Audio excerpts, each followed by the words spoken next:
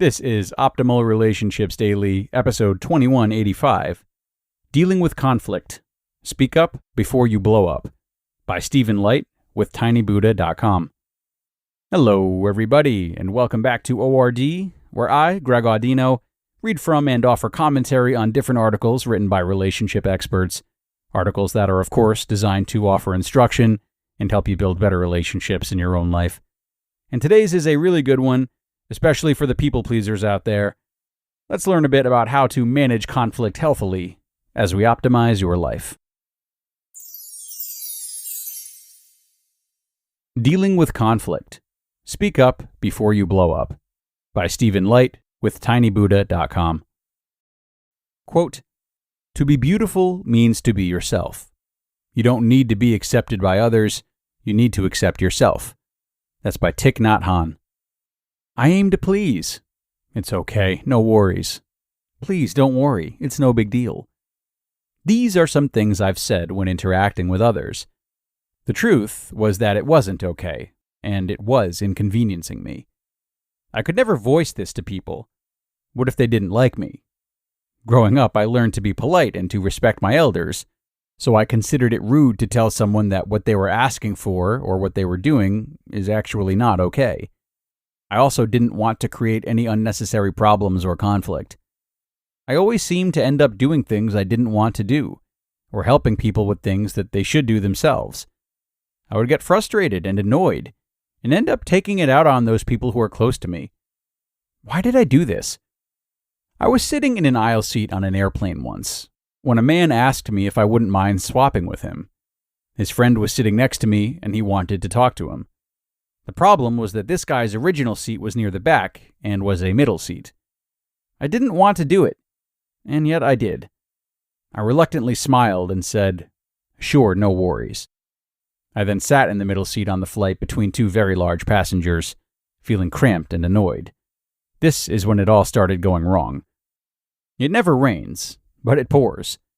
The passenger in the window seat wanted to go to the bathroom, so there was a lot of climbing in and out of the seats. I just smiled and said, "No problem." The meal cart arrived, and because we were at the back, they had run out of the vegetarian choice, so I had nothing to eat. I just said, "Not to worry." My bag was in the compartment above my original seat, so I couldn't just stand up and get my book. The guy next to me was reading the paper, and it draped into my space. I couldn't really say anything because, as you know, reading a newspaper in the confines of an airplane is difficult, and he was trying. The other guy next to me was hogging the middle armrest. My justification was that he was a big guy and he was cramped. Shame. I was fuming inside because I did not stand up for myself and for what I wanted. I started blaming the guy who was sitting in my original seat for how I was feeling. If he had just stayed in his seat, then none of this would have happened. This was the story of my life. The truth is, I was a people pleaser and didn't like others to be inconvenienced. I would rather have been inconvenienced than let them have to go through that. I had learned from an early age to teach people how to treat me. I was teaching them that it was okay to take advantage of me, because deep down inside, I believed I was not enough. My key insights that pushed me to change were that I did not like unnecessary conflict and viewed conflict as destructive. I did not value myself and my needs, and I saw other people's needs as more important than mine. And I did not know how to speak up without blowing up. Dealing with conflict. Quote, "Conflict is a natural disagreement resulting from individuals or groups that differ in attitudes, beliefs, values, or needs." That's by Anonymous. This simple statement helped me realize that conflict is natural and a given. The world is full of conflict, and it will never go away. I just had to learn to deal effectively with conflict. This required that my inner emotional state needed to be able to handle the conflict without taking things personally and getting upset. I started seeing conflict as good, as it allowed me to speak my truth. I learned that I was not responsible for how others felt about my choices, as long as I was not being selfish or offending. I started standing up for myself, and my experiences shifted, making my needs important. I had to realize that my needs were important, as they expressed my inner desires. If I wanted to start living a great life, I had to start living it for me. This meant I had to make my choices real by voicing them. This did not mean that I did not see others' needs as important. It just meant that I gave a voice to my needs, which I had never done before. This was not easy, as I had to change. People resisted this new me, and there were some people that didn't like it. Instead of rejecting them for not accepting me, I loved them harder.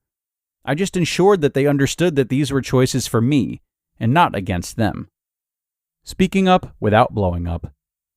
Now that I understood conflict to be natural, and that all I had to do was voice my opinion, I just needed to know how. I wanted people to know what was important for me. I needed to be able to take responsibility for my needs and for expressing them. I needed to change how I spoke. I wrote down all the things I used to say that put my needs second, and I wrote out a list of ways of expressing my needs so they were first.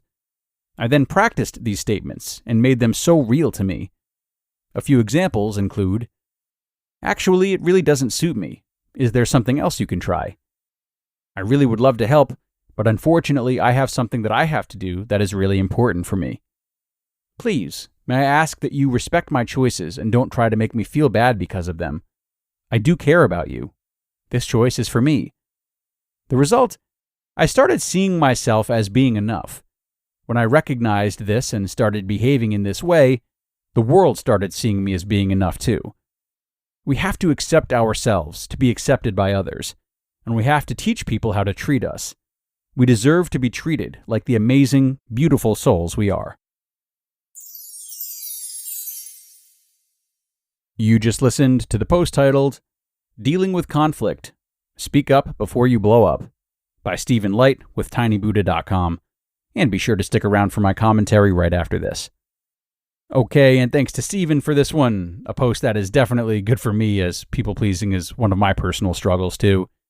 His descriptions today felt very familiar, as I'm sure they did for many of you. But one thing I found in my healing process that I'll share with you today is that no matter how deep of a hole you're in when it comes to people-pleasing, learning to speak up for yourself still requires compromise. Sometimes when we are so frustrated for so long, we just sort of explode out of that, and we start asserting ourselves when we really don't need to, because that repression has led us to believe that in order to heal, we need to aggressively enforce even our smallest of wants, let alone needs. The toughest but most important part is finding that balance. We still need to have times in which we make small sacrifices for others. And even in the times we don't have to, but find ourselves wanting to, it's okay to feel generous in those moments. It doesn't mean the whole ship is going to start coming down. So even just catching yourself and acknowledging that you have the opportunity to either meet your own needs or help someone else meet theirs, or find a compromise in the middle, is a good step. So start there, see if you can even go 50-50 for a while, and just observe the situations in which it's important to stand up for yourself versus when you can intentionally become a bit more lenient. So I wish you luck with that, everybody. Thank you so much for tuning in and listening all the way to the end. We really appreciate it. And with that, have a great rest of your day, and be sure to come back tomorrow for more content. That's where your optimal life awaits.